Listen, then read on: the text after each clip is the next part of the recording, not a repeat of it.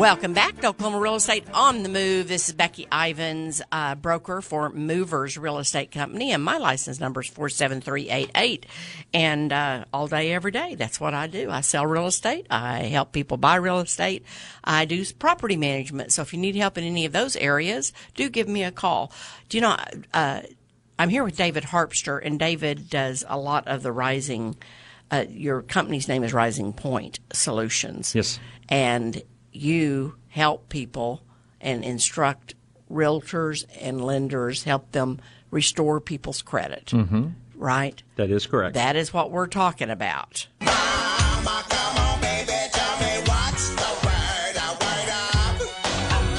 Everybody say, when you hear David's dancer. That's something no one should ever see, by the way. It is time for our word of the day, brought to you by Robbins Roofing, where their word every day is trust. You can trust Robbins Roofing to do the job right, do all of it, all the components of an insurance claim. I love that part. I did it myself last time. This time, I turned it over to Robbins. Oh, my goodness. What a difference. I'd spent one summer roofing. Never again. Oh, my goodness. Can you imagine? Yeah, that's why I'll never do it again. Yeah, there you go. Our word of the day, by the way, our word of the day today is vigilant. Vigilant, as in you should be vigilant on a daily basis with your credit. Okay, on a daily basis. So vigilant is keeping careful watch for possibility of danger or difficulties. That's correct. Okay. Our word of the day brought to you by Robbins Roofing, 728-3700. Okay. So that was one of my questions, is how often should you check your credit? They say to check your credit once a year, at least. I have a credit monitoring service. I have two of them, actually. And I check it now, since all this Equifax stuff, I check it every other day, just to see. Because I have some credit cards. A lot of them have zero balances.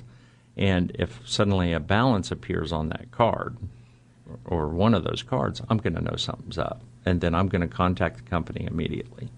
Okay. But does it lower your credit score to check your credit? For monitoring purposes, that is. You hear a lot of Credit Karma, Credit Wise, or other monitoring sites like Identity Guard.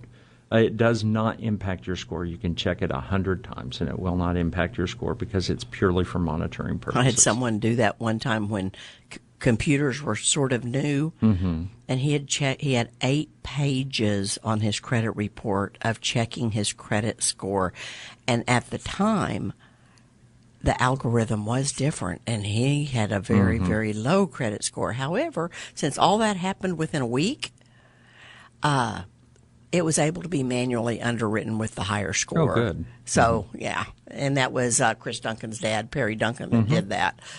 He was smart enough to know that was not a true reflection of that guy's credit. Correct. Well, we have a phone call. Good morning, Ann.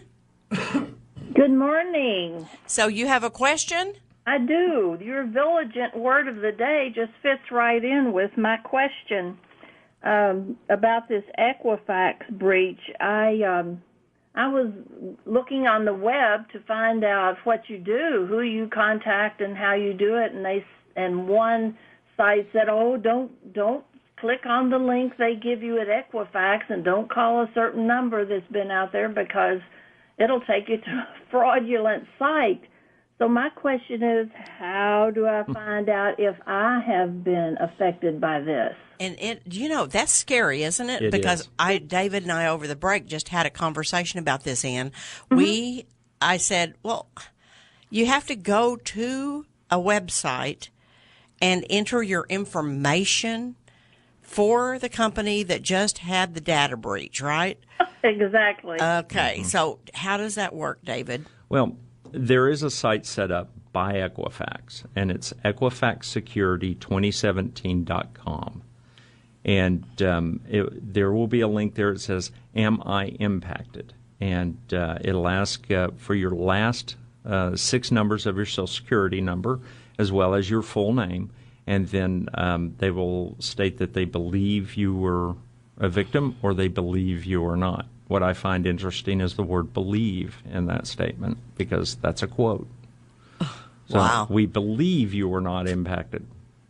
That doesn't instill confidence in me, but I think it's important because it is up to us as consumers to keep track of our credit. Well, what does that do, though? I mean, so if they believe you were impacted, then what do you do? You can sign up for their monitoring service free for 1 year. Well, I mean, however, there was wording in their fine print that says you cannot sue them. So, giving up your rights to sue Equifax because they lost your data, which we have no choice. They collect our data. It's not like we give them permission. Right. And then they sell it. And well, but you do give them permission when you accept the terms and conditions. Right. Of the website. You click and expressly give them permission to collect even more data. It's absolutely. And with the Equifax monitoring, there's, you don't want to potentially give up your right to sue them if something egregious does happen. However, I've been told that wording has since been removed. Identity Guard, LifeLock, your FICO.com, myFICO.com is a great site because it'll give you also scoring across several different industries too. So what you need to be able to do is check and verify and make sure everything is fine with your credit. And how do you check? What I know you mentioned, or both of you mentioned about your tax refund. Somebody, had their tax refund stolen, Social Security benefits. Well, and just to be clear, I did not have a tax refund stolen. Someone applied for a tax refund of like $5,600 under my name and Social Security number and asked that it be automatically deposited into an account.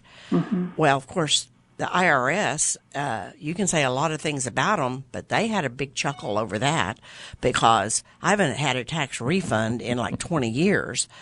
And I certainly have not filed a 1040 EZ form. And this was just a 1040 EZ. Any of us that have our own businesses, you know that you've got a few pages in that tax return. And that doesn't just change overnight.